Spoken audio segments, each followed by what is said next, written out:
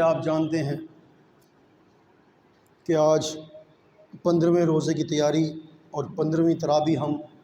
پڑھ رہے ہیں۔ اللہ تعالیٰ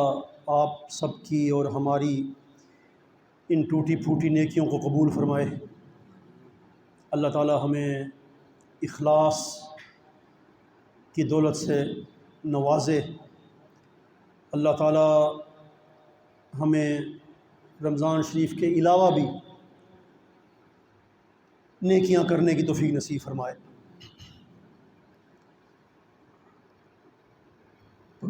15ویں روزے کی تیاری اور 15ویں تراویح اور 15ویں سپارے کے حساب سے جو احسان اللہ صاحب سپارے کی ترتیب سے بات کرتے ہیں، اس حساب سے آج اگر ہم 15ویں سپارے کے بارے میں بات کریں تو اللہ تعالیٰ نے اس کے شروع میں ہی ایک بہت بڑے واقعے کا ذکر کیا ہے،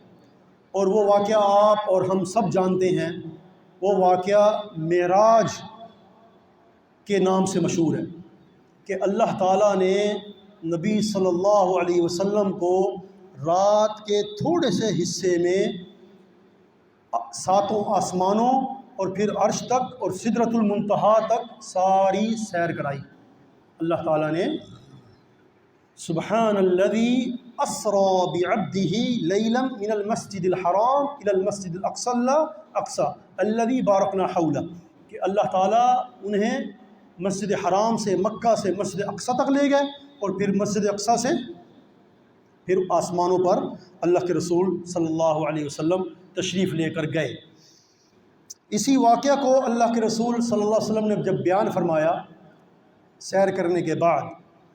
تو کفار نے اور یہودیوں نے اور منافقین نے مذاق اڑایا کہ اتنے تھوڑے سے وقت میں ایک انسان مسجد اقصی یعنی فلسطین، بیت المقدس جو ہمارا پہلا قبلہ تھا، وہاں تک، پھر وہاں سے آسمانوں تک اور پھر 7 آسمان، تو یہ بات کچھ عقل قبول کرنے والی نہیں ہے۔ انہوں نے مذاق اڑایا۔ تو ہم بحیثیت مسلمان تو جانتے ہیں کہ ہمارا ایمان ہے کہ جس چیز کو اللہ اور اللہ کے رسول صلی اللہ علیہ وسلم نے بیان فرمایا اس کو ہماری عقل تسلیم کرے یا نہ کرے، ہم پر فرض ہے کہ ہم مسلمان ہیں، ہم اس پر ایمان لائیں۔ تو اس طریقے سے جب بات پھیلی تو چلتے چلتے یہ بات کسی نے جا کر ابو بکر رضی اللہ تعالی عنہ کو بیان کی کہ آپ کا نبی جس پر آپ ایمان لاتے ہو، سنا ہے وہ کیا کہہ رہا ہے؟ تو فرمایا کیا کہہ رہا ہے؟ تو بتایا سارا کہ وہ ایسے ایسے ایسے۔ تو اسی واقعے کی وجہ سے ابو بکر رضی اللہ عنہ کا لقب جو ہے وہ صدیق جو ہے وہ پڑا اور شروع ہوا، کیونکہ ابو بکر رضی اللہ عنہ نے اس آدمی کی بات سن کر فرمایا کہ اگر یہ بات میرے نبی محمد صلی اللہ علیہ وسلم نے کہی ہے تو میں اس کی تصدیق کرتا ہوں، بغیر اللہ کے رسول صلی اللہ علیہ وسلم سے ملاقات کیے۔ یعنی یہ یقین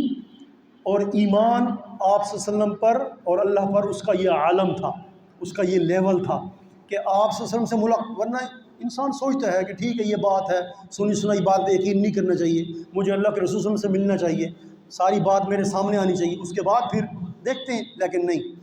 ابو بکر صدیق رضی اللہ تعالیٰ عنہ نے فرمایا کہ اگر یہ بات جیسے آپ بیان کر رہے ہو میرے نبی محمد صلی اللہ علیہ وسلم نے بیان فرمائی ہے تو میں ابو بکر اس کی تصدیق کرتا ہوں کہ یہ سچ ہے۔ تو اس وقت سے ابو بکر رضی اللہ عنہ کو صدیق کہا جانے لگا، صدیق اکبر،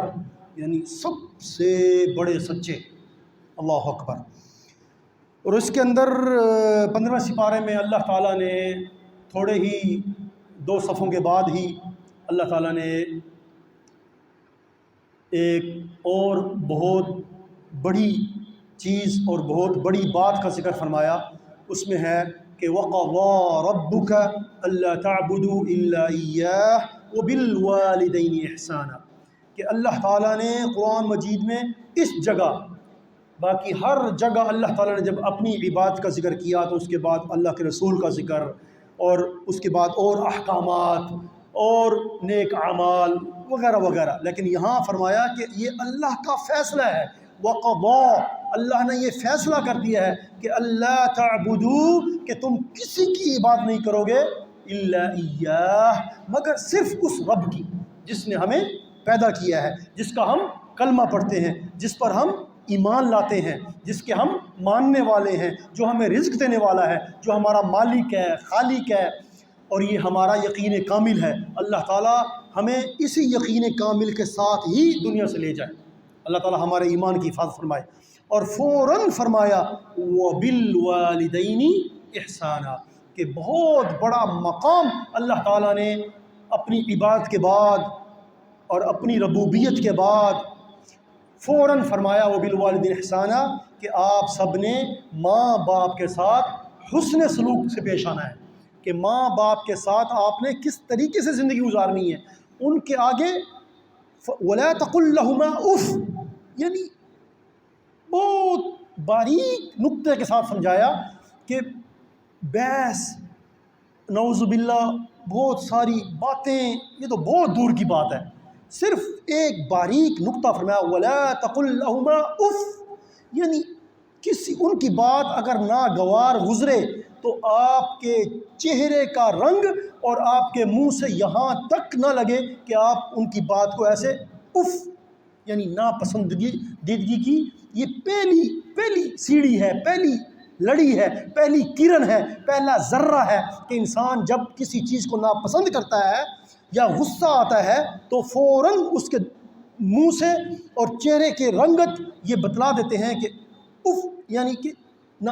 فرمایا اتنی بھی اجازت نہیں ہے کہ آپ اپنے ماں باپ کے سامنے اف تک کریں، اور ہمیشہ ان کے لیے دعائیں کریں، ان کی خدمت کریں۔ دین یہ ہمیں سمجھاتا ہے کہ اگر کہ تاریخ گواہ ہے احادیث میں اور بہت سارے تاریخ کے واقعات میں کہ اگر کسی کے ماں باپ کافر بھی تھے تو دین نے اور اللہ نے اور اللہ کے رسول صلی اللہ علیہ وسلم نے ان سے بھی نافرمانی اور ان کے ساتھ بدتمیزی اور بدسلوکی کرنے کی اجازت نہیں دی۔ تو چہ جائے کہ ہم مسلمان ہوں، قرآن و حدیث پڑھنے والے ہوں، کلمہ پڑھنے والے ہوں، اور ہمارا رویہ اپنے ماں باپ کے ساتھ نعوذ باللہ اس طرح کا ہو کہ جو بیان کرتے ہوئے بھی شرم آتی ہے۔ لہٰذا اللہ تعالیٰ سے دعا ہے کہ اللہ تعالیٰ ہم سب کو اپنی عبادت کرنے کی اور اس کے ساتھ ساتھ ماں باپ کی صحیح معنوں میں عزت، توقیر اور احترام کرنے کی توفیق نصیب فرمائے، کیونکہ ہم دنیا میں آئے ہیں تو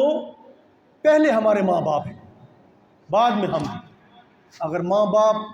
نعوذ باللہ نہ ہو تو ہمارا وجود ممکن ہے کہ ہم دنیا میں ہوں؟ نہیں، یہ ممکن۔ ماں باپ ہیں تو ہم ہیں، ماں باپ تھے تو ہم آئے، اس لیے ماں باپ کا بہت قدر و قیمت ہے، بڑی منزلت ہے، اور ماں باپ کے بارے میں ہی اللہ کے رسول نے فرمایا کہ جس انسان کے پاس ماں باپ ہیں اور وہ ان کی خدمت کر کے اپنے لیے جنت کو لازم اور ضروری نہیں کر لیتا تو ایسے انسان کے لیے آپ صلی اللہ علیہ وسلم نے فرمایا ہلاکت ہے، یعنی ایک بد دعا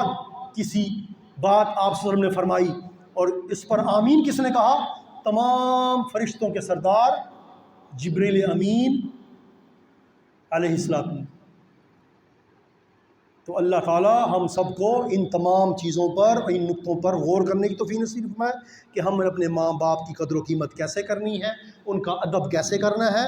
اور اسی سپارے کے اندر اللہ تعالیٰ نے یہ بتانا بھی ضروری ہے کہ اسی قرآن میں اور اسی سپارے میں اللہ تعالیٰ نے بیان فرمایا کہ یہ جو قرآن ہے یہ ہم نے مومنین کے لیے شفا بنایا ہے۔ وَنُنَزِّلُ مِنَ الْقُرْآنِ مَا هُوَ شِفَاءٌ وَرَحْمَةٌ لِلْمُؤْمِنِينَ، کہ یہ مومنین کے لیے رحمت ہے، شفا ہے۔ اگر ہم کچھ بھی ہمیں قرآن سے آتا ہے اور ہمیں تکلیف ہے، سورہ فاتحہ، آیت الکرسی اور قرآن کی صورتیں اگر ہم اپنے اوپر خلوص نیت کے ساتھ دم کریں تو ہمارا ایمان ہے اللہ تعالیٰ آپ کو اور ہمیں شفا عطا فرمائے گا۔ اللہ تعالیٰ ہمیں عمل کی توفیق نصیب فرمائے. اللہ تعالیٰ سے دعا ہے کہ اللہ تعالیٰ ہمارے گناہ کو معاف فرمائے. وآخر دعوانا الحمد للہ رب العالمین.